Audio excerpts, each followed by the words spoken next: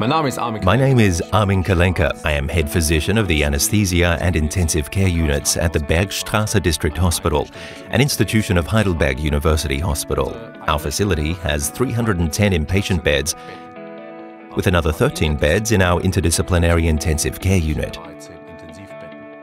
Before we get to the practical application of our treatment approach to lung protective ventilation, I would like to briefly describe the theoretical aspects behind it.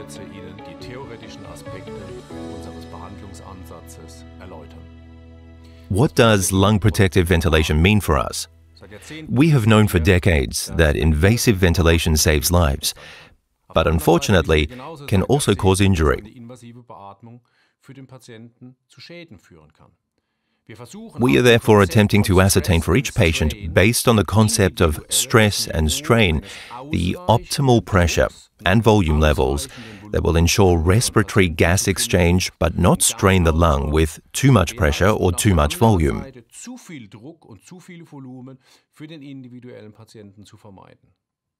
How does invasive ventilation cause injury to the lungs, which we refer to nowadays as ventilator-associated lung injury? If the pressure and tidal volume are too low, atelectatic trauma, hypoxemia or impaired decarboxylation may result. If, however, the pressure and volume are too high, the result may be pulmonary barotrauma and volutrauma, which in turn may lead to ventilator-associated lung injury.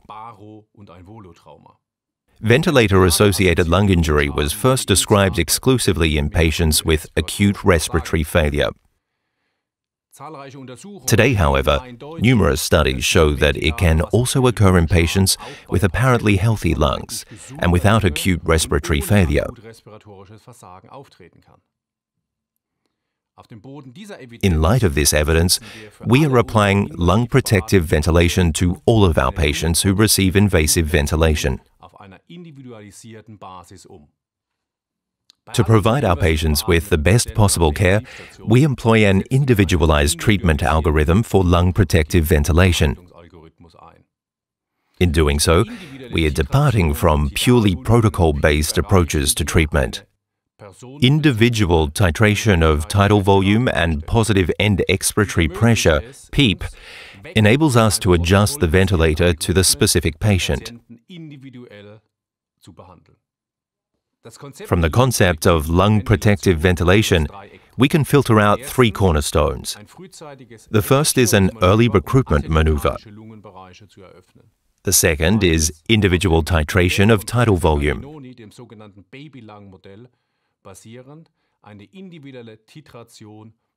And the third is individual titration of the PEEP level.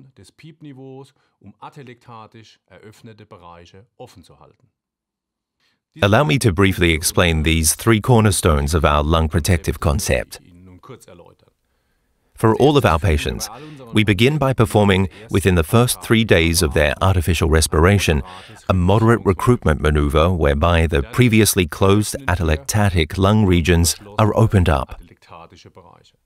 Then we determine, based on the concept developed by Professor Gattinoni, referred to as the baby lung model, the size of that baby lung. This enables us to ascertain the ventilatable lung volume of each patient for the optimal tidal volume setting. Finally, we take measurements at various PEEP levels so that we can calculate the optimal PEEP for the individual patient that will enable that patient to keep the previously closed atelectatic regions open.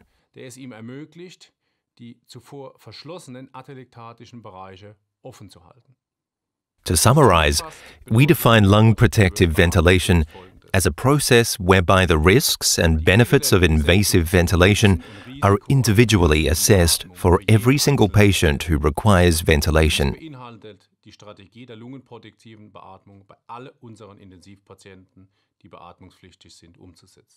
For the most part, these three cornerstones are crucial to the process: early recruitment of atelectatic lung regions, individual titration of the applied tidal volume based on the measurement of functional residual capacity, for example, the so-called baby lung, and finally, individual titration of the PEEP level based on a bedside measurement procedure. I would now like to give you a bedside demonstration on a patient of the measurement procedure that makes this individualized lung protective ventilation possible for us. We are now in the intensive care unit. I would like to introduce you to a 76-year-old patient with septic multiple organ failure caused by pneumonia. The first thing I will do is perform a recruitment maneuver, after which I will set the individualized tidal volume and the optimal PEEP for the patient based on FRC in-view and PEEP in-view measurements.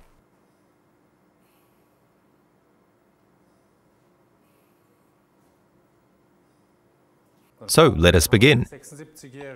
Here we have a 76-year-old critically ill patient with renal failure resulting from pneumonia. The patient requires administration of catecholamines and ventilation. The first thing we will do is control the conditions for the measurement of functional residual capacity, FRC. We see that the VCO2 value is relatively stable. We can assume, therefore, that the measurement will be reliable. With the aid of FRC in-view, I will now perform a single measurement, 50% oxygen, 10% change, single measurement. I will press the green button and the measuring will begin.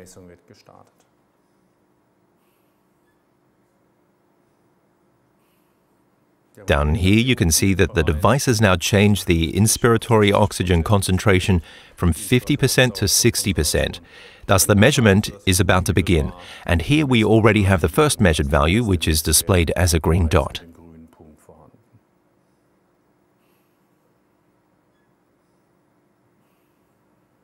It will now be approximately 20 to 25 breaths before the inspiratory oxygen concentration has finally increased to 60%. We will then have the first value for FRC.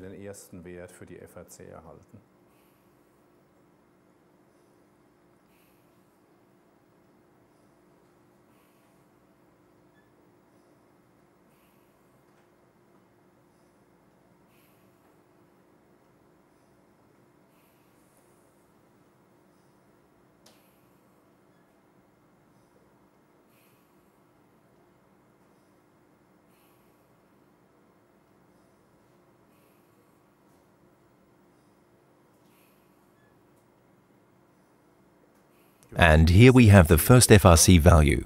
The device will now reduce the inspiratory oxygen concentration back down to 50% and then take a second FRC measurement in the washout phase. The inspiratory oxygen concentration has now declined from 60% back to 50%, and the second measurement has begun within a few breaths.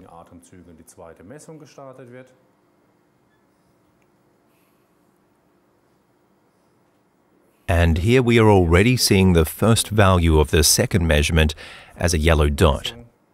It will now be another 20 to 25 breaths before the inspiratory oxygen concentration is readjusted and the second measured value is read out.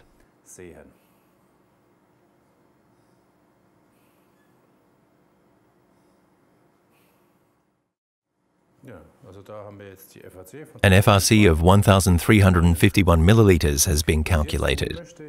To find out whether the patient is recruitable, I will perform our customary recruitment maneuver, as it is called. To do this, I return to the main screen and take a look at the patient's hemodynamics. Our objective is to increase the set PEEP value by a pressure of 10 centimeters of water, H2O. It is important that this happens gradually. This means that 3 to 5 breaths should always take place at the increased PEEP level. In the meantime, I will check whether the patient is hemodynamically tolerating this PEEP increase.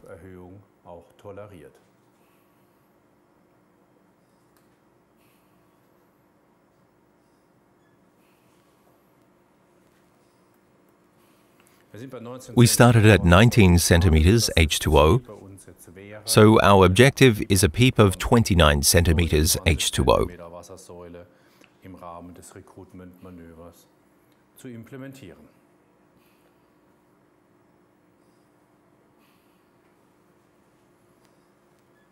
Immer ungefähr 3 bis 5 Atemzüge. Now we see that the alarm has been triggered. The reason for this is that the stored alarm value for our peak pressure was somewhat too high. I am gradually reducing the PEEP again.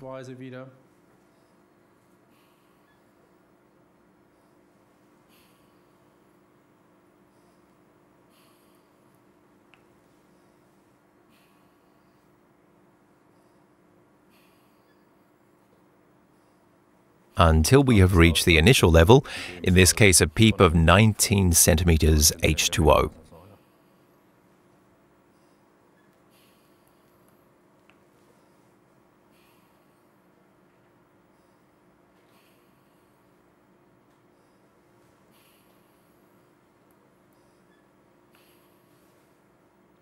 Wir sind wieder bei 19 cm Wassersäule angelangt. The patient has hemodynamically tolerated the recruitment maneuver well. I will now return to FRC in view and take a new FRC measurement at a PEEP of 19 to see whether a recruitment maneuver can usefully be performed at this level.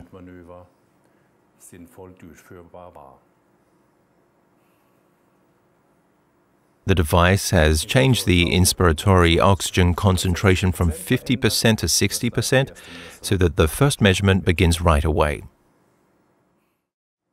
And here we already have the first value. The inspiratory oxygen concentration is then reduced once more from 60% back to 50%. The inspiratory oxygen concentration is now at 50% again, so the second measurement cycle will begin immediately. We now have a value of 1,267. Thus, the recruitment maneuver just performed was unable to achieve any recruitability of the lungs, even though compliance was somewhat improved. This result is not surprising, as the patient is experiencing her second bout of septic shock after 6 weeks in intensive care, during 4 of which she was artificially ventilated. We are now done with the FRC in-view measurement and can begin the PEEP in-view measurement. For this patient, we are starting with a PEEP of 19.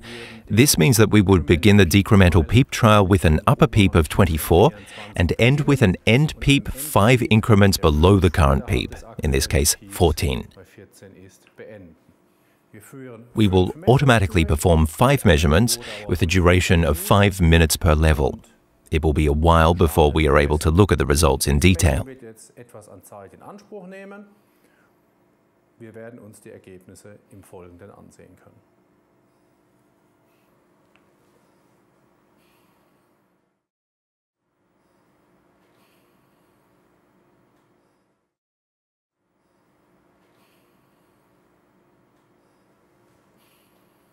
The PEEP in-view measurement is now finished. Here we have our PEEP value with the start at 24, our end PEEP at 14, 5 measurements over a period of 5 minutes per level, and over there we can read the individual values for FRC, PEEP, and static compliance. At the top we see everything displayed again in the form of a graph.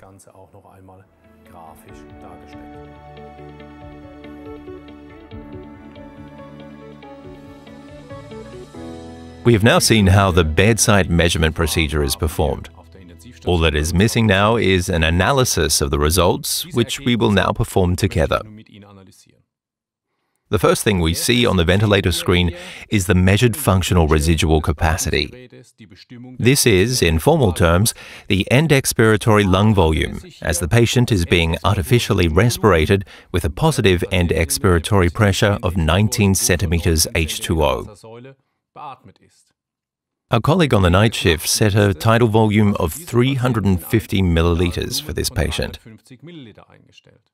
Based on the stress and strain concept already mentioned, we will now ascertain our patient's own unique strain value, as it is called. This is calculated by dividing the applied tidal volume, in this case 350 milliliters, by the end expiratory lung volume of approximately 1,350 milliliters. The result is a value of 0.25. If this value were greater, there would be, according to scientific studies, a sharp increase in the incidence of ventilator-associated injury.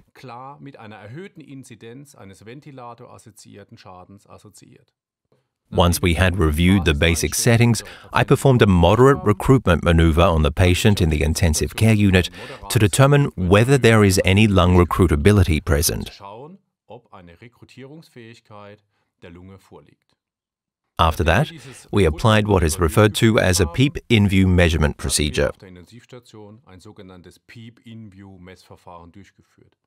In our ward, we traditionally perform what is called a decremental PEEP trial to prevent atelectasis formation during the measurement.